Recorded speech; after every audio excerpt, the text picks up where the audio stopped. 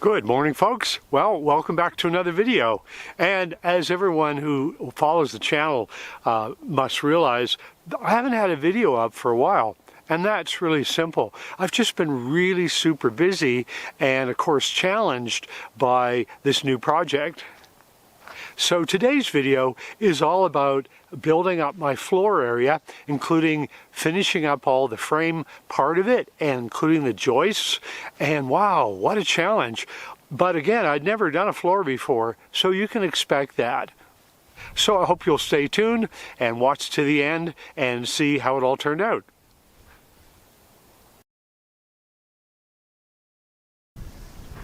Well, definitely a major goof up here, folks. Fortunately, I'd only lightly attached it with a few screws. I'd taken this second half of the rim joist, because there's two of these big old, watch my fingers there, 2x6x16s that make up the rim joist. Well, I put them both together. Well, that's nice, but these side rim joists, once you put this in place, you can't tack these in place anyway through here. So anyway, I popped it off, and now I can carefully put these guys where they're supposed to go. Then I can put this back on. So first one I've done of these, so I learned a lesson. Now it's pretty simple. We can put this guy back in place.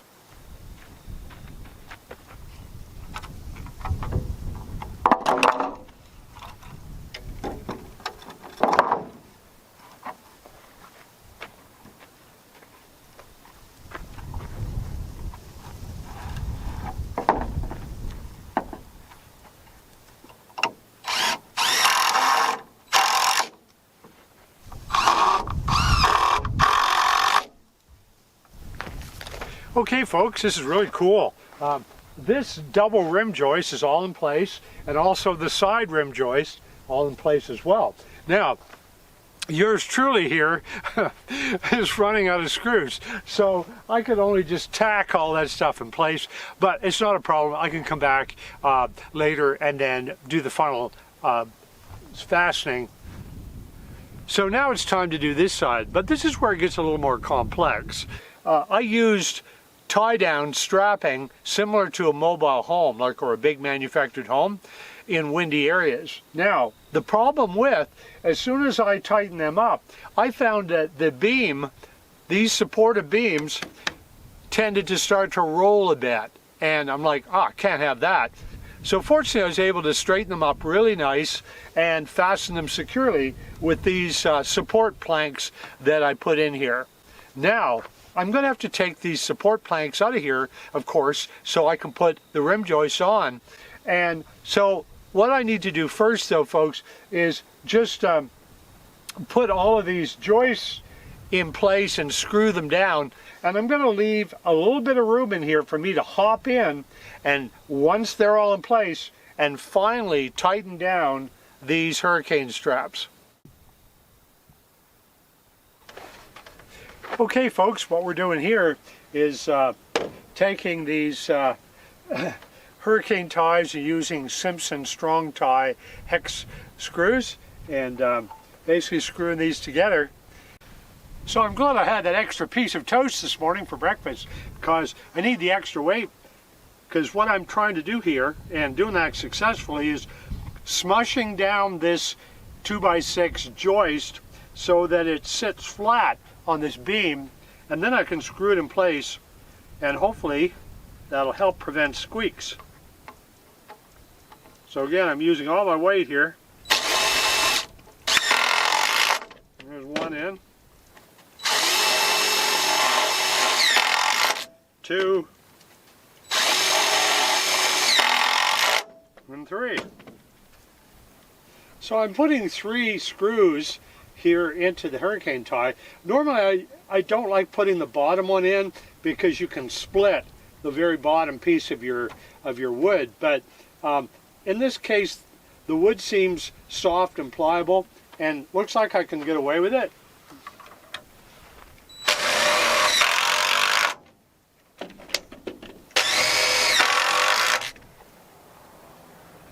I think these joists will keep the beams from rolling and we'll be good.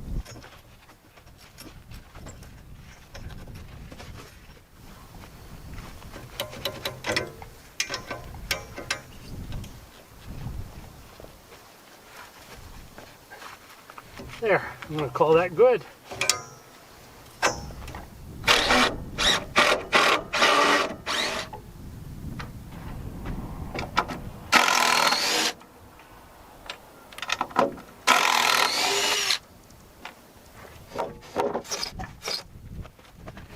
I find you get a lot of exercise with this job doing what I call the steeplechase, as in I'm all the time hopping over things.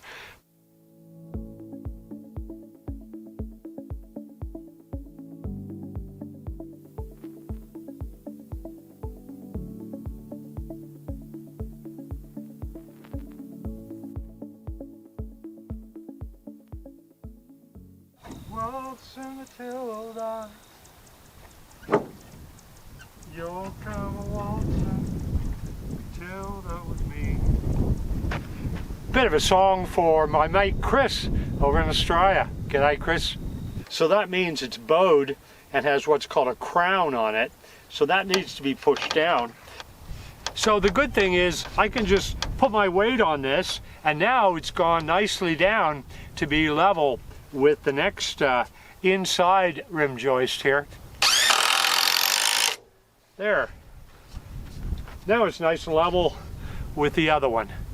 So right now, as the configuration is 2 boards thick, I have the first run, 2 16-foot boards and an 8-foot piece, and now I'm doing the second run. And currently I only have one 16-foot board in place.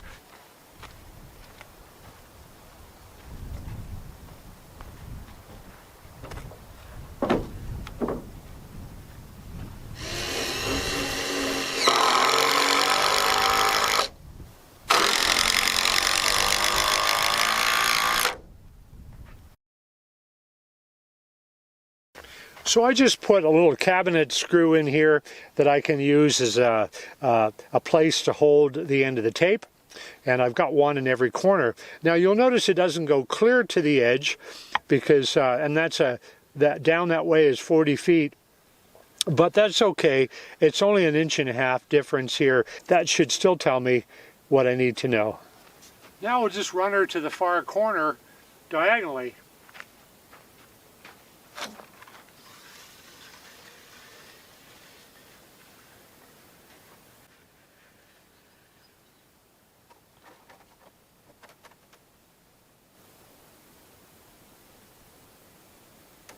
So unlike a metal tape, this surveyor's tape can be a little stretchy, a little bit. So I'm just pulling it with a light tug to make it firm, but not stretched. So you should be able to see that the diagonal measurement is 42 feet, 8 inches. So now I will unhook it from that corner and then hook it over to that corner and then run the tape over to that corner. This looks really, really promising. 42 feet, 8 inches. So even though from my best measurements it appears that this rectangular shaped building is perfectly square, there's an issue. There's a difference between this big old beam structure and the joist structure. I found they were off. So in retrospect, what should have been done is only using the upper structure to measure 16-inch on center for where the joist would go, and then of course correspondingly to that where the hurricane ties would go, and find their home on the lower structure. So to be honest, that just has me too worried. It's an expensive floor to lay down, and I want to do it well. A lot of work, but I've got to redo the whole floor. So then the next step was to go all the way to the north end of the building and carefully measure every 16 inches on these rim joists and put a mark. So since on the other side I did the identical procedure, I figured that should give me a nice straight wooden joist all the way down. Even though I tried to pick out each 2x6 at Lowe's to be really straight, It's wood just the same, meaning it can bow. So I used a chalk line to determine if the joists really were straight. There was more chalk on my hands than on the line, so I've got to pull the line in and shake it all up and make it chalky. When I was a kid, they had some product called Shake-a-Pudding. Does anyone remember it? And why did you shake the pudding? Can't remember. Well, another challenge to the floor build. These joists seem to be really not straight at all. And remember, I hand selected every one of these at Lowe's to be straight. So to this day, I'm not sure why they were so curved. So it was a lot of work, and I checked every joist. A few were straight. A lot of them needed to be repositioned. And it's not just about aesthetics. When I put down the subfloor, when I screw it in place, I need to have all those screws in a nice straight line so they'll hit their mark and hit the wood underneath them. So I always knew that to build my own home, and without construction experience, I'd have to learn a lot along the way, but also make decisions. One of them was this: I wasn't comfortable with my all-important subfloor resting only on the top of a 2x6, especially where those big 4x8 sheets came together. So what I'm planning on doing is pulling up every 2x6 by 16 joist every 4 feet all the way along here, and then grafting in another joist, like a sister joist, to marry them together, and therefore adding a lot more surface area for the OSB to adhere to. So a lot of work, but it only has to be done once. So if you look closely, folks, you'll see that every 4 feet there's a big gap.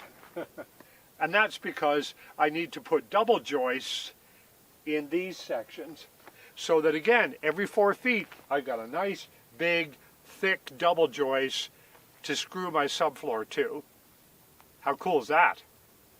And of course, folks may say, well look, you're trying to keep the costs down on this building, Don, and be frugal. Now you're adding more lumber to the build? The reality is it only is approximately $134 more worth of lumber, and I think that's $134 really well spent.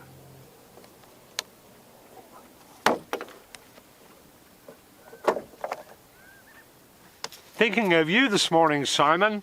Got brand new gloves at Lowe's. Pretty reasonable price. Should keep the splinters away from the old hands.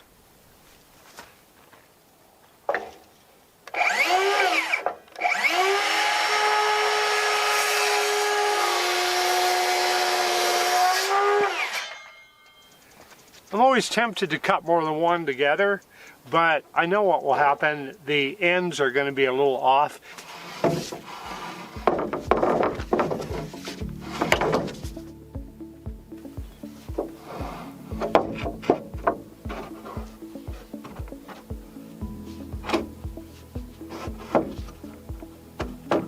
So that one is going on nicely right where it's supposed to be.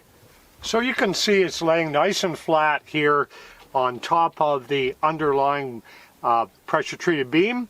And if it wasn't, I'd give it a little bit of a push here. And so I can feel free to screw that one in place. Beautiful. There we go.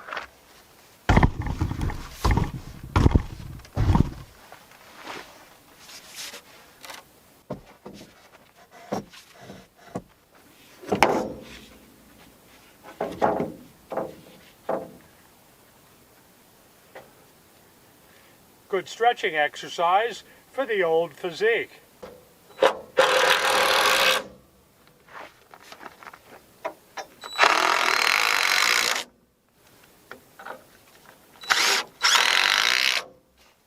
So next, I'm going to screw this whole thing together with screws that are about 3 inches long. about every foot all the way down, and I'll stagger them in a W pattern to add extra strength. They're a really cool screw. They're 3 inches long and they don't split wood, which is really nice. They are pricey, but again, you got to put money into something as important as your floor.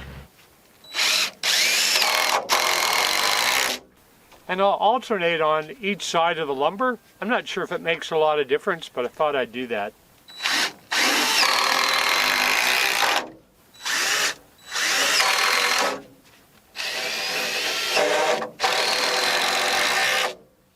So as you can see, I've been using these triangle-shaped hurricane ties that look like this for these guys here that are sandwiched together every 4 feet to make an extra sturdy floor.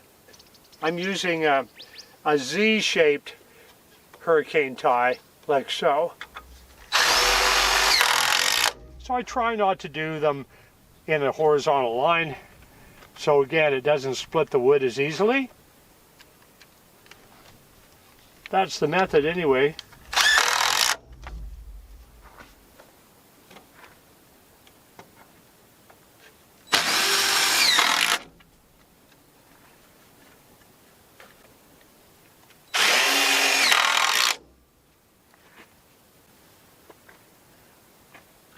Now these two 2x6s are already screwed to this rim joist, so this just adds a little more stability, because again, there's a lot can happen with a floor, so I want to make sure it's really, really stable. So ideally, having a space between these joists, the hurricane metal strapping should go nicely between them all. Well, it would have had I did a very carefully laid out plan and measured for that in the first place, and quite honestly, it just didn't cross my mind that there'd be an issue. So anyway, I can still rectify it, and pretty easily with a jigsaw.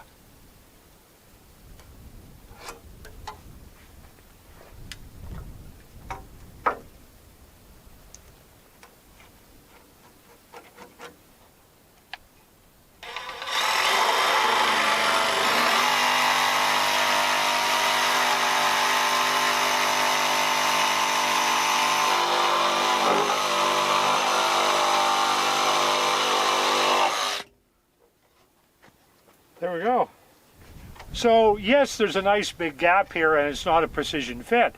But one good thing, if I had to loosen or tighten this hurricane strap, then I could do that quite easily. So that's a good thing.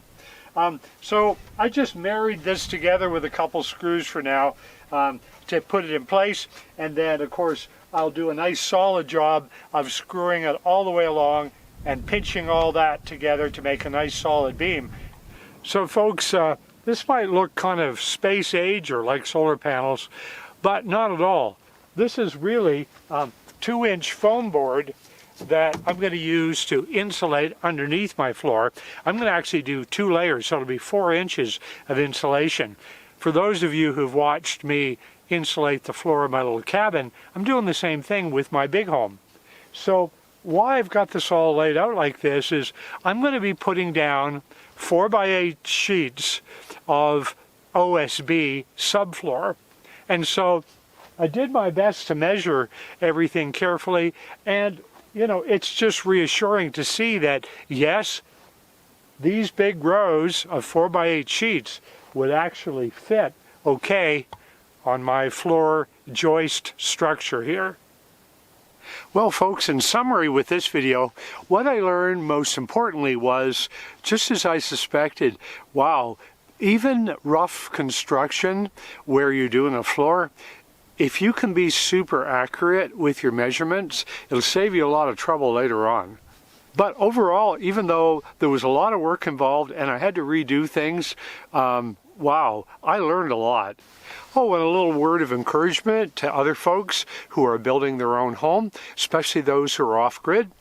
If you've never had any construction experience before, just be really patient with yourself and just know that all your hard work will pan out and can turn out super.